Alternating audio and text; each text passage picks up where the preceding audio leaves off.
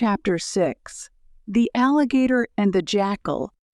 Once upon a time, a hungry little jackal went down to the riverside to catch crabs for his dinner.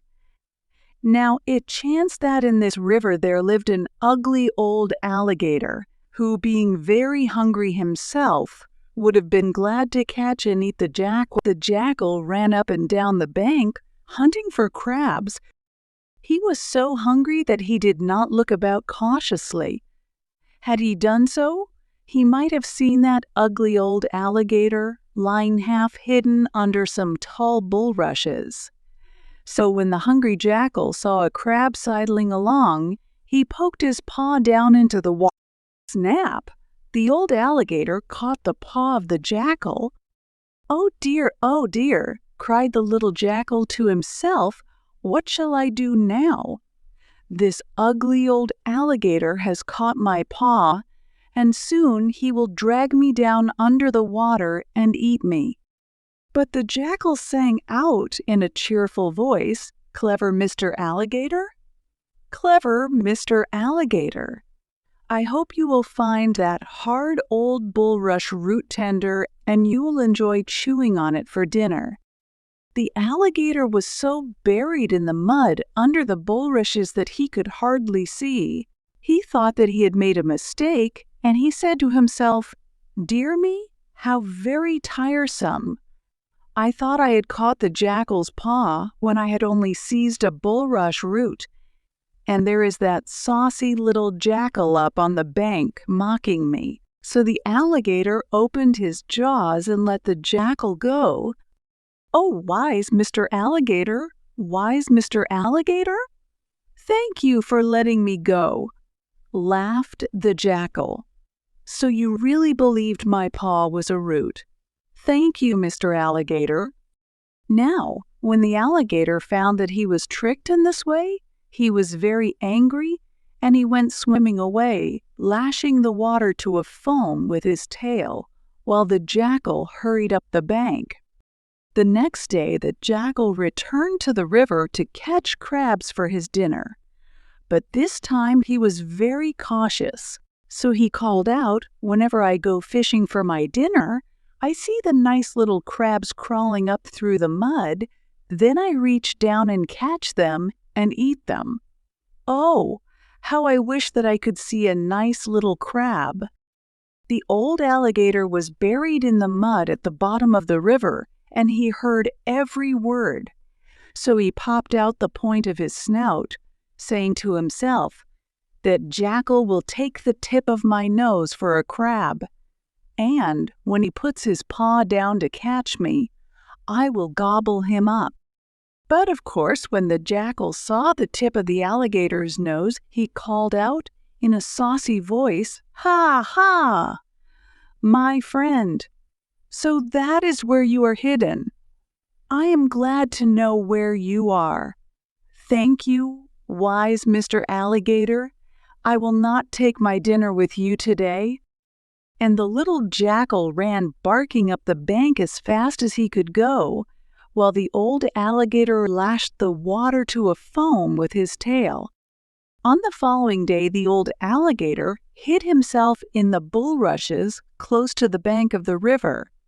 He was determined to catch that saucy jackal. When the jackal was hungry for his dinner, he went again to the river to catch crabs.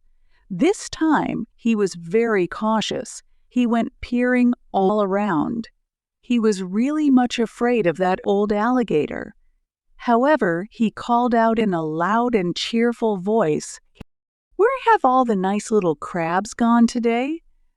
I do not see one, and I am so hungry. Even when they are down under the water, I can see them blow bubbles. All the little bubbles go pop, pop." When the alligator heard this, he laughed to himself. "I will pretend to be a little crab and blow bubbles. But when that jackal puts in his paws, I will catch him and gobble him up." So the alligator began to blow bubbles, puff, puff, puff, bubble, bubble. But of course the bubbles he blew were very large bubbles. They rushed to the top of the water and burst there, pop, pop. As soon as the jackal saw those big bubbles, he ran away as fast as he could go, calling out, "Thank you kindly, Mr. Alligator. Thank you. I am glad to see by the bubbles just where you are hidden in the mud. I would not have come here had I known that you were still." The alligator was so angry that he lashed the water to a foam with his tail. "I will not be tricked again by that saucy jackal," he said. "Next time, I will be as cunning as he is and catch him at his own game." The alligator waited for the jackal many, many days, but the jackal did not return to the river. "Who knows," said the jackal to himself, "but another time that greedy old alligator will gobble me up. I will not go fishing for crabs anymore. I will eat wild figs after this." So the jackal stayed in the jungle and ate wild ripe figs for his dinner. When the alligator found out that the jackal did not come down to the river for crabs, he was very angry.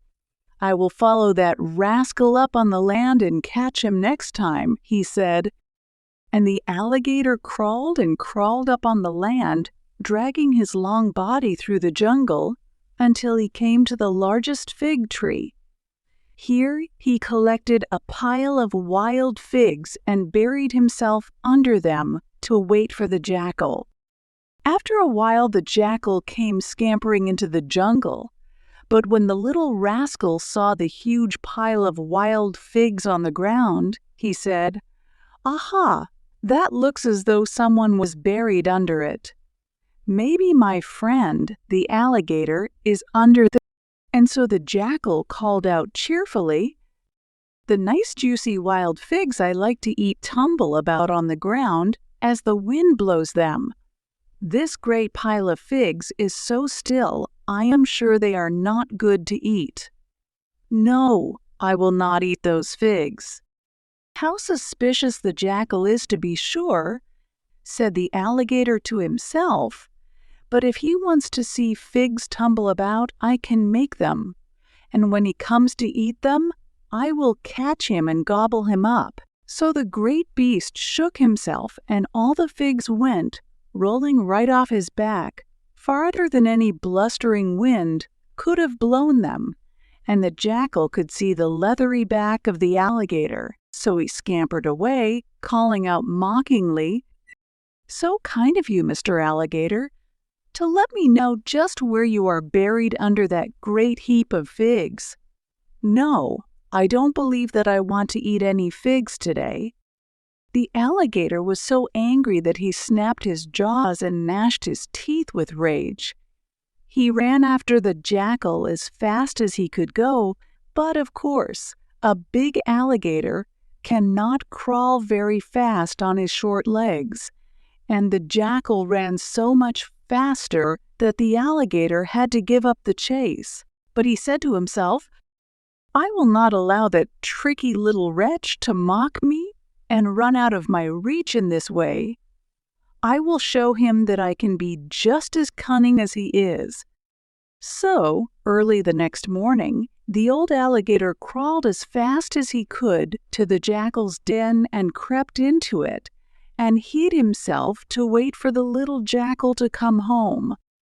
When the jackal came near to his den, he thought, "Dear me, dear me, the ground is all torn up about here as though some great heavy creature had been, and the earth is knocked down at the side of my door as though some big animal had been pushing through it. I certainly will not go into my den until I am sure that everything is safe there." Then the little jackal began to call out in a sweet voice, "Little house, my pretty little house, why do you not answer me when I call? When all is safe and right, you always call out to me and welcome me back home. Is anything wrong today, little house, that you will not speak to me?" When the alligator heard this, he said, "If that is true, I'd better call out so he will know that all is right in his house." And in a very gentle voice, the alligator murmured, "Welcome home, sweet little jackal. Welcome." Upon hearing this, the frightened jackal thought, "Oh, that dreadful old alligator is in my house. Well, I will surely kill him this time, or he will catch and kill me." Then the jackal answered very sweetly, "Thank you, my dear little house. I like to hear your sweet voice. I'm coming right in. But first, I must collect some firewood to cook my dinner." So the jackal ran about as fast as he could and dragged all the branches and dry sticks close to the mouth of the den. The old alligator kept very still and smiled as he said 49 to himself, "Aha! At last I will catch that tiresome little jackal. In a few minutes he will run in here, and then won't I snap him up." And the old alligator rolled his eyes and smacked his lips and ground his teeth. Now when the jackal had piled up all the sticks that he could find, he pushed them close up to the den and set them on fire. And the smoke and flames filled the den and smothered the wicked old alligator and burned him to a cinder.